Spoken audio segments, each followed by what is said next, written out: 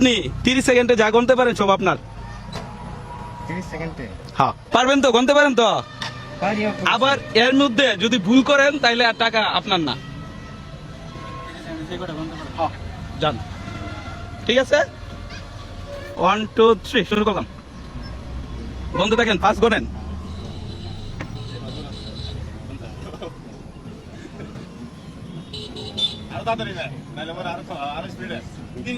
ভুল হলে কিন্তু দিতাম না, বুঝছো?